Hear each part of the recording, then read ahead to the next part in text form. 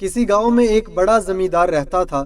خدا نے اسے بہت سی زمین، بڑے بڑے مکان اور باغ دیے تھے، جہاں ہر قسم کے پھل اپنے اپنے موسم میں پیدا ہوتے تھے۔ گائے اور بھینسوں کے علاوہ اس کے پاس ایک اچھی قسم کا بیل اور عربی گدھا بھی تھا۔ بیل سے کھیتوں میں ہل چلانے کا کام لیا جاتا اور گدھے پر سوار ہو کر زمیندار ادھر ادھر سیر کو نکل جاتا۔ ایک بار اس کے پاس کہیں سے گھومتا پھرتا ایک فقیر آیا۔ زمیندار ایک رحم دل آدمی تھا۔ اس نے فقیر کو اپنے ہاں ٹھہرایا، اس کے کھانے پینے اور آرام سے رہنے کا بہت اچھا انتظام کیا۔ 2-4 دن بعد جب وہ فقیر وہاں سے جانے لگا تو اس نے زمیندار سے کہا، چودھری، تم نے میری جو خاطرداری کی ہے میں اسے کبھی نہیں بھولوں گا۔ تم دیکھ رہے ہو کہ میں ایک فقیر ہوں، میرے پاس کوئی ایسی چیز نہیں جو تمہاری خدمت میں پیش کروں۔ ہاں، میں جانوروں اور حیوانوں کی بولیاں سمجھ سکتا ہوں۔ تم چاہو تو یہ علم میں تمہیں سکھا سکتا ہوں، لیکن تم کو مجھ سے ایک وعدہ کرنا ہوگا کہ تم یہ بھید کبھی کسی کو نہیں بتاؤ گے، اور یہ بھی سن لو کہ اگر تم نے یہ بھید کسی سے کہہ دیا تو پھر زندہ نہ رہ سکو گے۔ چودھری نے کہا، بابا، میں تم سے وعدہ کرتا ہوں کہ میں یہ بھید کبھی کسی کو نہیں بتاؤں گا اور تمہارا یہ احسان عمر بھر یاد رکھوں گا۔ خیر، فقیر نے اسے جانوروں اور حیوانوں کی باتیں سمجھنے کا عمل سکھا دیا اور چلا گیا۔ زمیندار کے پاس جو بیل تھا وہ بیچارہ صبح سے پچھلے پہر تک ہل میں چلتا رہتا۔ شام کو جب وہ گھر آتا تو اس کے کھانے کے لیے بھوسا ڈال دیا جاتا، لیکن گدھے کو سبز گھاس اور چنے کا دانہ کھانے کو ملتا۔ غریب بیل یہ سب کچھ دیکھتا اور چپ رہتا۔ وقت اسی طرح گزرتا رہا۔ ایک دن جب بیل کھیتوں سے واپس آتے ہوئے گدھے کے پاس سے گزرا تو گدھے نے اسے لنگڑاتے ہوئے دیکھ کر پوچھا، بھائی، آج تم لنگڑا لنگڑا کر کیوں چل رہے ہو؟ بیل نے جواب دیا، گدھے بھائی، آج مجھے بہت کام کرنا پڑا۔ میں جب تھک جاتا تھا تو نوکر میری پیٹھ اور ٹانگوں پر زور زور سے لاٹھیاں مارتا، میری ٹانگ میں چوٹ لگ گئی ہے۔ خیر، اپنی اپنی قسمت ہے۔ گدھا چپ رہا اور بیل اپنے تھان کی طرف چلا گیا جہاں بیل بندھا کرتا تھا۔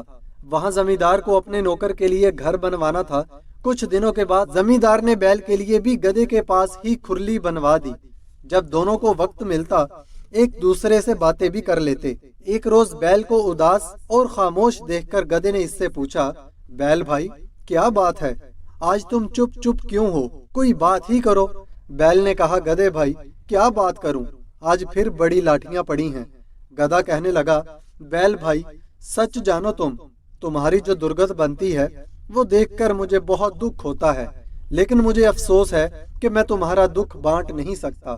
بیل بولا، گدھے بھائی، تم نے سچ کہا، دکھ تو کوئی کسی کا نہیں بانٹ سکتا، لیکن تم کچھ مشورہ تو دو کہ اس مصیبت سے میری جان کیسے چھوٹے گی، اور نہیں تو 2-4 دن ہی آرام کر لوں گا۔ گدھے نے کہا، ایک ترکیب میری سمجھ میں آئی ہے، اس پر عمل کرو گے تو 5-7 روز کے لیے تو بچ جاؤ گے۔ کہو تو بتاؤں؟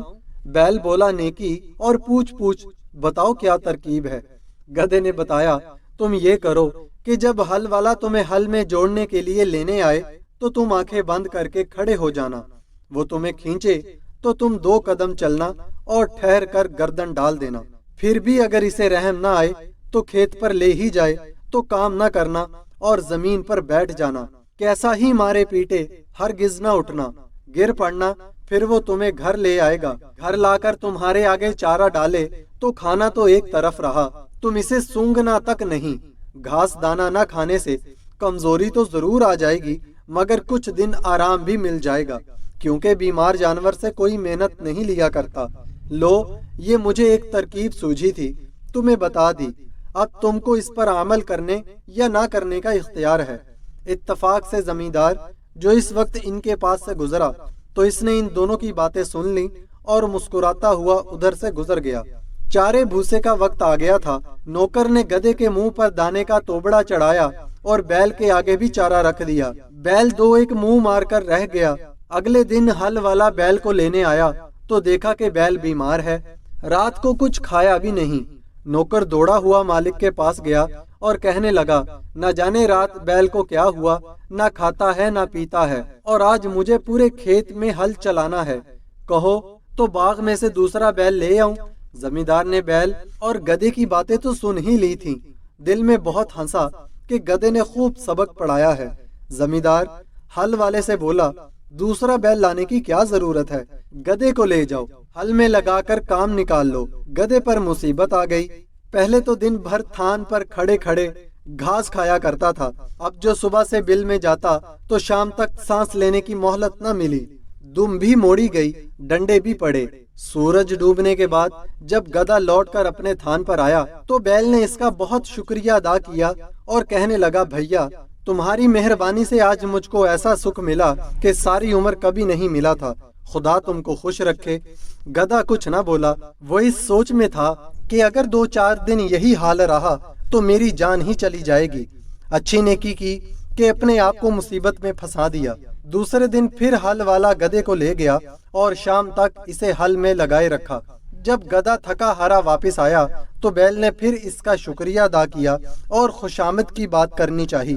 گدھا کہنے لگا، میاں ان باتوں کو رہنے دو، آج میں نے مالک کی زبان سے ایک ایسی خبر سنی ہے کہ میرے رونگٹے کھڑے ہو رہے ہیں، خدا تم کو اپنی حفاظت میں رکھے۔ بیل نے کان کھڑے کر کے پوچھا، گدھے بھائی سناؤ تو، میرا تو دل دھڑکنے لگا۔ گدھا بولا، کیا سناؤں، مالک ہل والے سے کہہ رہا تھا کہ اگر بیل زیادہ بیمار ہو گیا ہے اور اٹھنے کے قابل نہیں رہا تو قصائی کو بلا کر اس پر چھری پھروا دو۔ بیل قصائی کے نام سے کانپ اٹھا اور کہنے لگا، پھر تم کیا مشورہ دیتے ہو؟ گدھا بولا، میں تو ہر حال میں تمہاری بھلائی چاہتا ہوں، اب میرا یہ مشورہ ہے کہ تم کھڑے ہو جاؤ، چارہ بھوسا کھانے لگو اور صبح کو جب ہل والا آئے تو خوشی خوشی اس کے ساتھ جا کر ہل میں جڑ جاؤ۔ یہ باتیں بھی زمیندار چھپا ہوا سن رہا تھا اور دونوں کی باتوں پر اسے دل ہی دل میں ہنسی آ رہی تھی۔ جان جانے کے ڈر سے بیل نے پھر گدھے کے مشورے پر عمل کیا، چارے کی ساری نان صاف کر دی اور کلیلے کرنے لگا۔ صبح ہوئی تو زمیندار اپنی بیوی کو ساتھ لیے بیل کے تھان پر پہنچا۔ بیل نے جو اپنے مالک کو دیکھا تو اچھلنا شروع کر دیا۔ اتنے میں ہل والا بھی آ گیا۔ اس نے بیل کو بالکل تندرست پایا، کھول کر لے چلا تو وہ اس طرح دم ہلاتا ہوا اکڑتا ہوا چلا کہ مالک کو بے اختیار ہنسی آ گئی۔ بیوی نے پوچھا، تم کیوں ہنسے؟ ہنسی کی کوئی بات نہیں، زمیندار نے جواب دیا، ایسی ہی ایک بھید کی بات ہے جو میں نے سنی اور دیکھی جس پر میں ہنس پڑا۔ بیوی بولی، مجھے بھی وہ بات بتاؤ۔ زمیندار نے کہا، وہ بتانے کی بات نہیں ہے، اگر بتا دوں گا تو مر جاؤں گا۔ بیوی بولی، تم جھوٹ بول رہے ہو، تم مجھ پر ہنسے تھے۔ زمیندار نے بہت سمجھایا کہ نیک بخت، تجھ پر میں کیوں ہنسوں گا، تجھ کو تو وہم ہو گیا ہے، اگر مرنے کا ڈر نہ ہوتا تو ضرور بتا دیتا۔ مگر وہ کب ماننے والی تھی؟ بولی، چاہو مرو یا جیو، میں پوچھ کر رہوں گی۔ جب بیوی کسی طرح نہیں مانی تو زمیندار نے سارے پڑوسیوں کو جمع کیا اور سارا قصہ سنایا کہ میری بیوی ایک ایسی بات کے لیے ضد کر رہی ہے جسے ظاہر کرنے کے بعد میں مر جاؤں گا۔ لوگوں نے اس کی بیوی کو بہت سمجھایا اور جب وہ نہ مانی تو اپنے گھر چلے گئے۔ زمیندار لاچار ہو کر وضو کرنے چلا گیا کہ بھید کھلنے سے پہلے 2 نفل پڑے۔ زمیندار کے ہاں 1 مرغا اور 50 مرغیاں پلی ہوئی تھیں اور ایک کتا بھی تھا۔ زمیندار نے جاتے جاتے سنا کہ کتا مرغے پر بہت غصے ہو رہا ہے کہ کم وقت تو کہاں مرغیوں کے ساتھ ساتھ بھاگا چلا جاتا ہے، ہمارے تو آقا کی جان جانے والی ہے۔ مرغ نے پوچھا، کیوں بھائی، اس پر ایسی کیا آفت آ پڑی جو اچانک مرنے کو تیار ہو گیا؟ کتے نے ساری کہانی مرغے کو سنا دی۔ مرغے نے جو یہ قصہ سنا تو بہت ہنسا اور کہنے لگا، ہمارا مالک بھی عجیب بے وقوف آدمی ہے، بیوی سے ایسا دبنا بھی کیا کہ مر جائے اور اس کی بات نہ ٹلے۔ مجھے دیکھو، مجال ہے جو کوئی مرغی میرے سامنے سر اٹھائے۔ مالک ایسا کیوں نہیں کرتا کہ گھر میں جو شتوت کا درخت ہے اس کی 2-4 سیدھی سیدھی ٹہنیاں توڑے اور اس زدن کو تہ خانے میں لے جا کر اسے ایسا پیٹے کہ وہ توبہ کر لے اور پھر کبھی ایسی حرکت نہ کرے۔ زمیندار نے مرغ کی یہ بات سن کر شتوت کی ٹہنیاں توڑیں اور انہیں تہ خانے میں چھپا آیا۔ بیوی بولی، لو اب وضو بھی کر آئے، اب بتاؤ۔ زمیندار نے کہا، ذرا تہ خانے چلی چلو تاکہ میں بھید بھی کھولوں تو کوئی دوسرا جانے بھی نہیں اور وہیں مر بھی جاؤں۔ بیوی نے کہا، اچھا، اور آگے آگے تہ خانے میں گھس گئی۔ زمیندار نے دروازہ بند کر کے بیوی کو اتنا مارا کہ وہ ہاتھ جوڑ کر کہنے لگی، میری توبہ ہے، پھر کبھی میں ایسی ضد نہیں کروں گی۔ اس کے بعد دونوں باہر نکل آئے۔ کنبے والے اور رشتے دار جو پریشان تھے خوش ہو گئے اور میاں بیوی مرتے دم تک بڑے اطمینان کے ساتھ زندگی بسر کرنے لگے۔